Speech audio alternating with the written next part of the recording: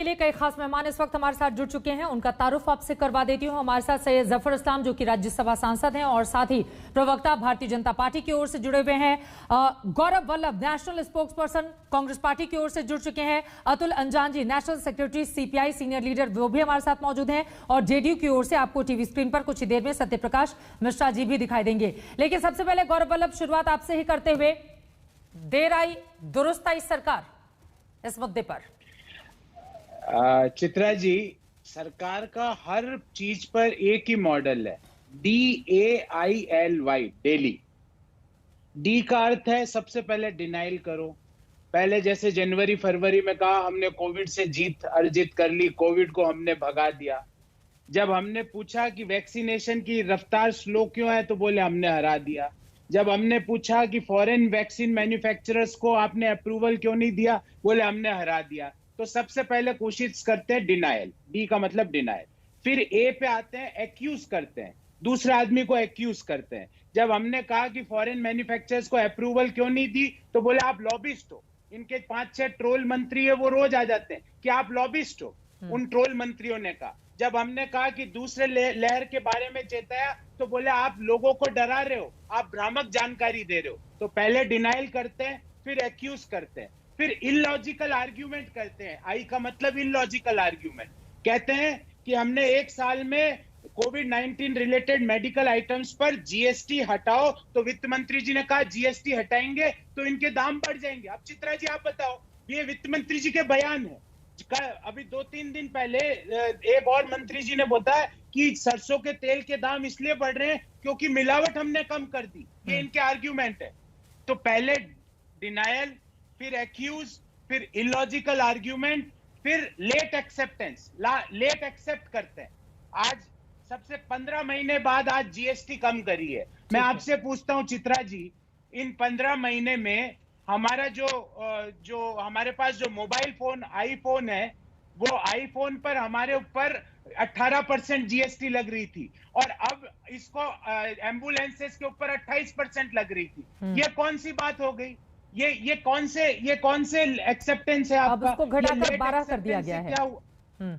जी, तो मैं आप बहुत ज्यादा डिस्टरबेंस आ रहा है, थोड़ा इसको कम करिए। चित्रा जी बहुत ज्यादा डिस्टरबेंस आ रहा है। तो मैंने पहले बताया डिनायल, ठीक है, फिर बताया एक्यूज, फिर बताया इलॉजिकल आर्ग्यूमेंट, फिर बताया लेट एक्सेप्टेंस। एक और लेट एक्सेप्टेंस बताता हूं। अब मानी ना हमारी बात कि सेंट्रलाइज्ड परचेस करनी है, सेंट्रलाइज्ड वैक्सीनेशन करनी है, फॉरेन मैन्युफैक्चरर्स को अप्रूव करने की बात भी मानी ना। ठीक है सर, कहां गए ट्रोल मंत्री जो कहते हैं? मैं इस पर जवाब ले लेती हूँ। लास्ट आप अपना जल्दी से कंप्लीट कर लीजिए जी। वाई का अर्थ है यू सफर। वाई का अर्थ है यू सफर। इस कारण से क्या हुआ कि देश में मार्च 1 के बाद 2,05,692 लोगों ने अपनी जान कोविड से गंवा दी। तो ये डेली मॉडल से नुकसान हमको होता है। बिहार में एक एग्जांपल देता हूं, जून 7 तक कोरोना की टोटल डेथ थी 5,424 और जून 9 को हो जाती 9,429। सर फिर तो महाराष्ट्र ने भी अपने आंकड़े ठीक किए हैं। फिर से बहुत सारे दूसरे राज्यों का भी एग्जाम्पल है ना सर। मैं लौटूंगी उस पर बिहार सरकार का तर्क यह है कि ऑडिट तो हमने खुद ही किया ना, लेकिन आपने जो डेली मॉडल को लेकर सवाल पूछे हैं वो महत्वपूर्ण है। जफर इस्लाम साहब इस पर जवाब दीजिए। और कोरोना की दूसरी लहर जब पीक पर थी तो सरकार उस समय कहां पर थी? बहुत देर कर दी हुजूर आते आते, इस बात को क्यों नहीं माना जाए? चित्रा जी,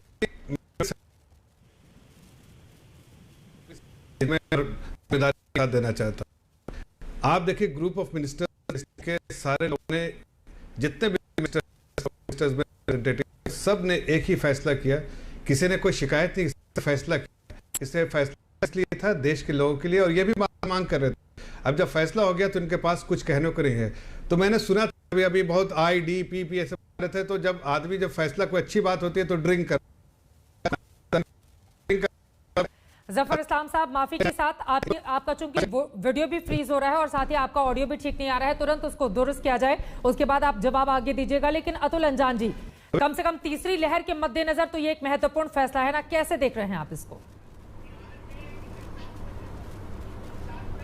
देखिए चित्रा जी, तीसरी लहर है कि चौथी लहर है, हम लहरें ही गिनते रहेंगे समंदर के किनारे, या लहरों के साथ ये गंगा मैया में जो लाशें उभरी हैं, जो तैरती हुई चली गई, जिनके ऊपर कौवे बैठे और गिद्ध बैठ करके उनका मांस नोच रहे थे, उसको भी समझते? ये कोई तर्क है? इतने दिनों बाद आप जागे हैं, रोज मीटिंग करते हैं, रोज संघ की मीटिंग करते हैं, रोज मंत्रियों की मीटिंग होती है, जीएसटी की मीटिंग नहीं कर सकते थे? आपने गौर कीजिए, एक आदमी मर गया, उसकी बॉडी को लेकर, उसके पार्थिव शरीर को लेकर उसके परिवार के लोग अस्पताल से गांव जा रहे हैं, या गांव से शमशान घाट जा रहे हैं, या कब्रिस्तान जा रहे हैं। उस एम्बुलेंस पर आप 28% लूट रहे हैं। ये आपको समझ में? आप कफन पर भी टैक्स लेंगे, आप जीएसटी ले रहे थे ये, और आप कह रहे हैं घटा दिया मैंने। ये कैसा लंगड़ा तर्क आप लेकर टहल रहे हैं? बड़े अच्छी बात है, अब आ गए हैं, 1 चम्मच चीनी नदी में डाल दी है, कुछ जीएसटी घसाट दिया है, तो आप कह रहे हैं कि पूरी नदी का पानी मीठा हो गया। आपने अकेले सैनिटाइजर से, मैंने जब पहली लहर हुई थी तभी मैंने मांग की थी भारतीय कम्युनिस्ट पार्टी की तरफ से कि सैनिटाइजर के ऊपर 0 जीएसटी हो, और तब से लेकर पिछले 1 साल में सरकारी सूत्रों के अनुसार 1,46,000 करोड़ रुपए के खाली सैनिटाइजर बिक गए, जिसकी सरकार को जानकारी है। ये किसने लूटे ये पैसे?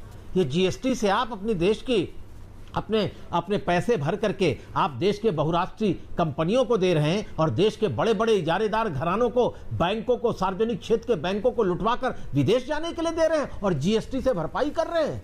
आप मौत का व्यापार कर रहे हैं। आप बताइए, 5-5, 10-10, 7-7, 8-8 हजार रुपए के ऑक्सीमीटर बिक गए।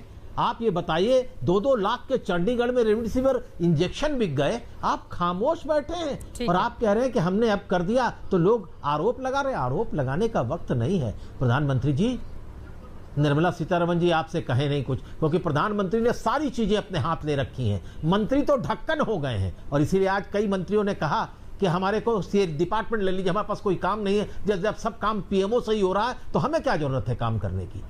ऐसी स्थिति में किस मंत्री ने कहा जीएसटी कुछ घटाया गया है? लेकिन मैं फिर आपसे कह रहा, हाँ, किस मंत्री ने कहा है कि हमसे हमारा मंत्रालय ले लीजिए? बयान सुनिए चित्र। मैं अब नाम लेकर के किसी को संकट में नहीं डालना चाहता। मैं बहुत दिनों से राजनीति कर रहा हूँ, बड़ी जिम्मेदारी से कह रहा हूँ, और इसीलिए आप देखिएगा कि मंत्रिमंडल में फेरबदल किया जा रहा है। ये फेरबदल आज क्यों हो रहा है? ये पहले होना चाहिए था, काम नहीं था। आप ये बताइए ना, एक डिपार्टमेंट है ये वैक्सीन के बारे में, एक डिपार्टमेंट है। अगर देश के स्वास्थ्य मंत्री टेलीविजन पर आए, समझ में आता है। देश के एम्स के डायरेक्टर आए, समझ में आता है कि वो कुछ कहें। ये जो आ रहा है, कौन नीति आयोग का चला रहा, कंफ्यूजन क्रिएट कर रहे हैं। चारों तरफ वैक्सीन और वैक्सीन से के नाम पर जो कोरोना प्रभावित समझ गई। लोग हैं, अब किसके टीवी पर आने से आपको दिक्कत है, आप ये भी बता दीजिएगा आगे। लेकिन इन सब के बीच जेडीयू से भी हमारे साथ नेता जुड़